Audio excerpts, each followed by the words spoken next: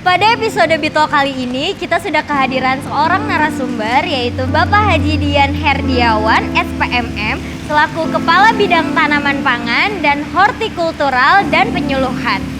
Beliau pernah menjadi Ketua Tim Swakelola Pengelolaan Pengembangan Kota Hijau, Tim Pengelolaan Sampah 3R, Tim Pengembangan Masyarakat Berbudaya Lingkungan Berbasis Pertanian, dan pembicara pada konferensi 3R ke-8 tingkat Asia Pasifik di Yokkaichi, Jepang tahun 2015. Dan pada episode kali ini kita akan membahas topik seputar inovasi ABCDE.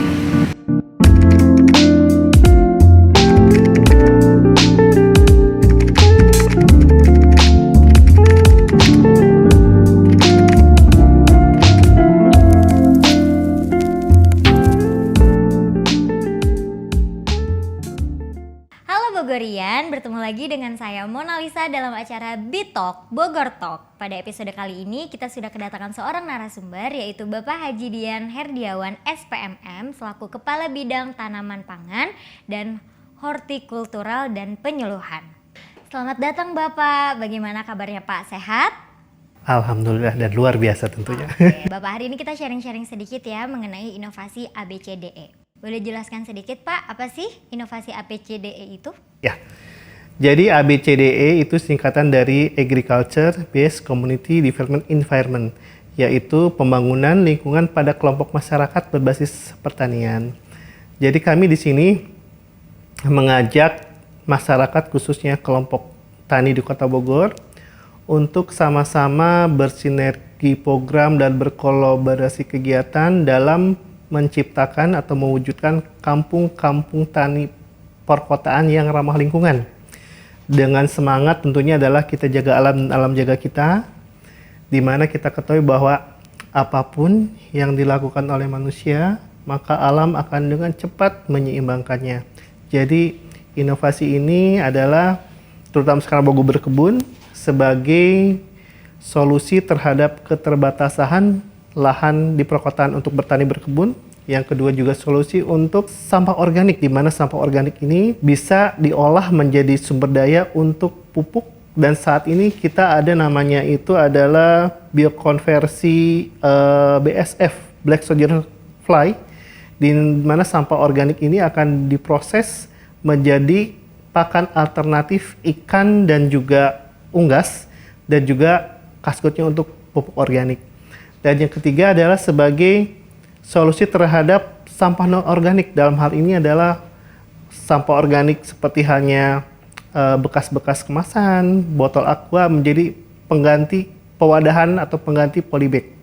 Itu sehingga terjadi keseimbangan lingkungan dan ekonomi di kampung-kampung tani perkotaan yang ramah lingkungan di Kota Bogor. Membahas masalah berkebun nih Pak, yang namanya berkebun pasti membutuhkan kerjasama dengan yang namanya iklim. Boleh dong Pak dijelaskan bagaimana sih cara menangani, mitigasi, dan adaptasi perubahan iklim? Ini betul. Jadi kan tadi Bogor berkebun sebagai pertama solusi terhadap sampah organik, ya, dan juga solusi terhadap sampah non organik. Nah ini bagian dari adaptasi dan perubahan iklim. Jadi bagaimana kita menjadikan sampah sebagai sumber daya di pertanian atau berkebun.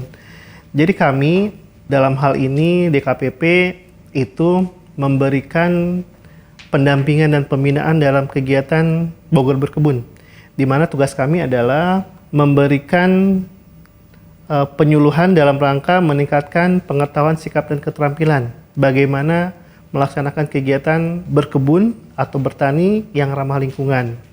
Yang kedua, kami memberikan kemudahan kepada masyarakat dan petani Kota Bogor untuk bisa mengakses terhadap teknologi, kemudian permodalan, informasi pasar, yang intinya untuk meningkatkan efisiensi dan efektivitas dalam usaha tani.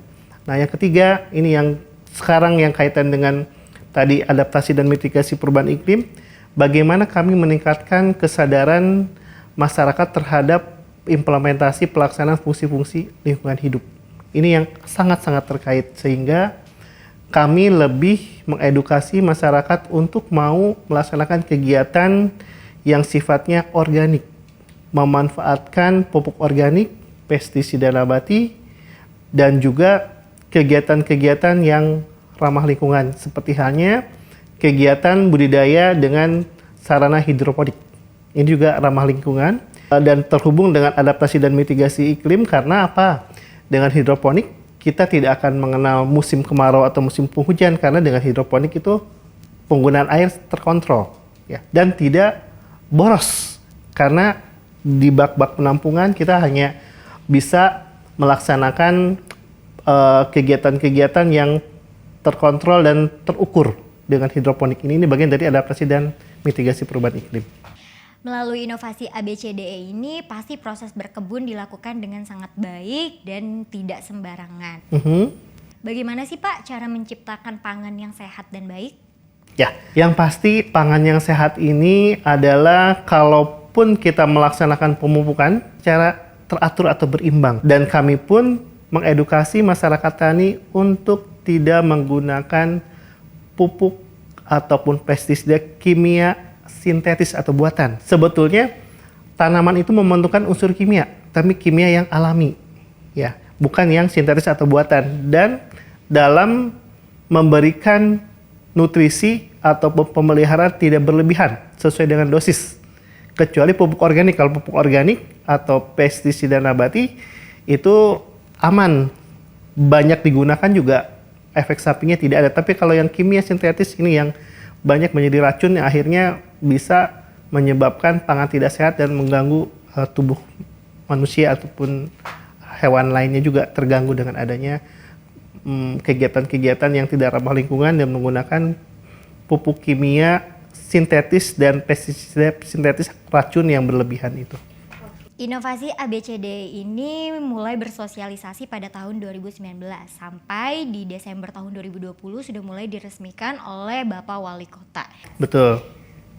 Bagaimana sih Pak kelanjutan dari mulai tahun 2019 sampai dengan Desember tahun 2020 mengenai inovasi ABCDE ini? Jadi alhamdulillah ini salah satu bentuk apresiasi atau atensi dari Pak Wali Kota untuk bisa membangun namanya itu kemandirian pangan. Dengan adanya keterbatasan lahan di perkotaan, tapi dengan ada dukungan Pak Wali dengan melaunching Bogor Berkebun, apalagi di masa pandemi ini, masyarakat yang dirumahkan ataupun di rumah saja bisa menjadikan Bogor Berkebun sebagai alternatif penghasilan. Ya, seperti kita ketahui bahwa saat ini yang sedang booming adalah tanaman hias. Nah, tanaman hias itu sebagai bagian atau jenis dari kegiatan budidaya hortikultura. Hortikultura itu terdiri dari 4 jenis, yaitu sayur, buah, herbal, biofarmaka, dan juga bunga. Kelompok tani maupun masyarakat di Kota Bogor, dengan adanya pandemi yang terutama dirumahkan, itu banyak yang banting setir ke kegiatan pertanian. Seperti halnya kami di DKPP, kami punya lahan 1,3 hektar, di mana 3.000-nya untuk lahan perkantoran, 1 hektarnya itu lahan untuk budidaya. Kami bermitra dengan KTT Laskar Lawang Gintung. Dan di sana mereka budidaya jahe merah. Jadi betul bahwa kegiatan pertanian itu menjadi salah satu andalan dalam rangka alternatif pendapatan penghasilan masyarakat di Kota Bogor. Inovasi pastinya mempunyai banyak sekali kegiatan. Salah satunya yang saya tahu adalah kegiatan PET. Ya. Sebenarnya PET itu apa sih Pak? Ya, PET itu peningkatan ekonomi daerah. Jadi alhamdulillah di Kota Bogor dari tahun 2019 itu Poktan di Kota Bogor itu sekitar 190. 2020 itu tercatat menjadi 240. Dan sekarang sudah menjadi kurang lebih 250, sehingga dengan adanya pandemi ini semakin banyak masyarakat mungkin yang tadi yang dirumahkan ataupun di rumah saja itu bergabung kepada kelompok-kelompok tani dan menjadikan kegiatan petani sebagai alternatif mata pencaharian, sehingga ya pemulihan ekonomi daerah itu bisa tercapai. Dan kami pun di tahun 2020 karena semakin banyaknya gairah dalam pertanian ini terbentuk namanya APARI, Asosiasi Pekarangan Pangan Lestari. Ya, di sini ini mereka memproduksi berbagai jenis sayuran dan alhamdulillah di bulan April DKPP Kota Bogor mulai merintis kegiatan agribisnis hilir. Kami membentuk toko Pasar Mitra Tani. Pasar Mitra Tani menjadi hilir tempat para poktan atau masyarakat Kota Bogor bisa menjual hasil pertaniannya.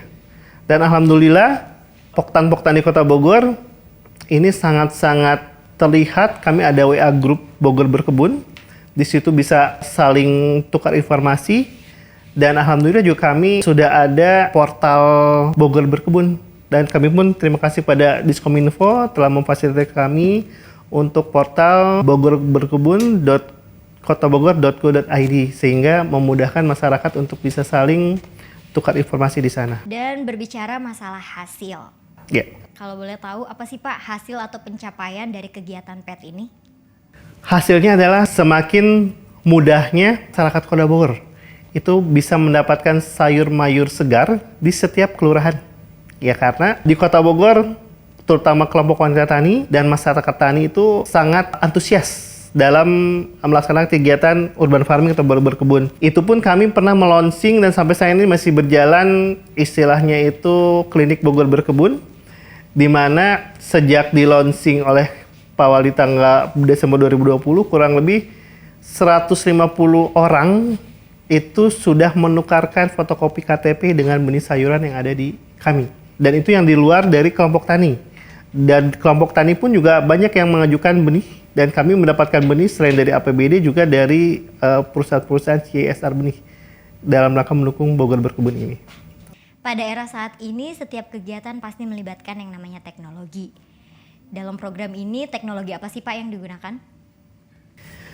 Yang pasti kalau di budidaya pertanian adalah lebih pada teknologi tepat guna, yang masyarakat bisa secara mandiri melaksanakan kegiatan budidaya pertanian di masing-masing.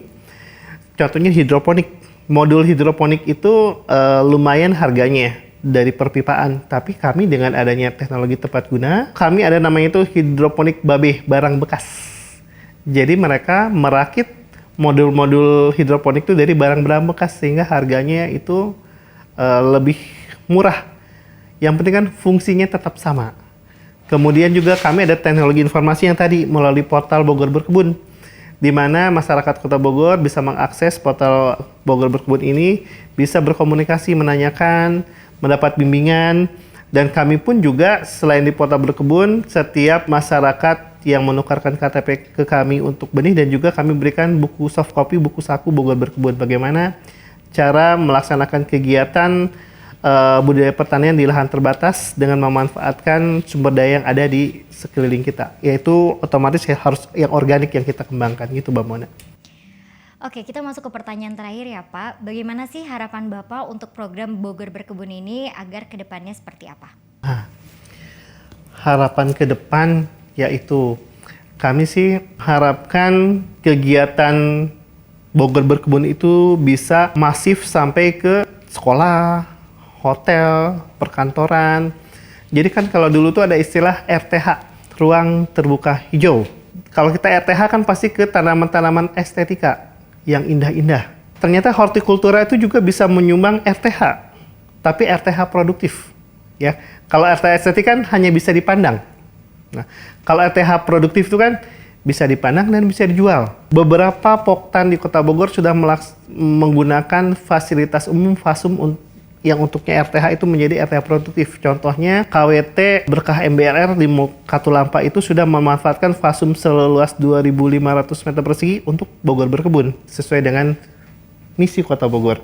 Dan visi Kota Bogor adalah kota yang ramah keluarga. Nah ini jadi kami mengawinkan kegiatan urban farming, Bogor Berkebun, bagian dari kota yang ramah keluarga, di mana masyarakat mudah mengakses mendapatkan yaitu pangan yang sehat, dikonsumsi aman untuk lingkungan dan sejahtera untuk petani. Itu Mbak Mona. Baik, terima kasih Bapak sudah Sama-sama. hadir hari ini untuk memberikan informasi seputar inovasi ABCDE Ya. dan semoga program ini terus berjalan dengan baik dan Amin. berkembang dengan baik. Alhamdulillah.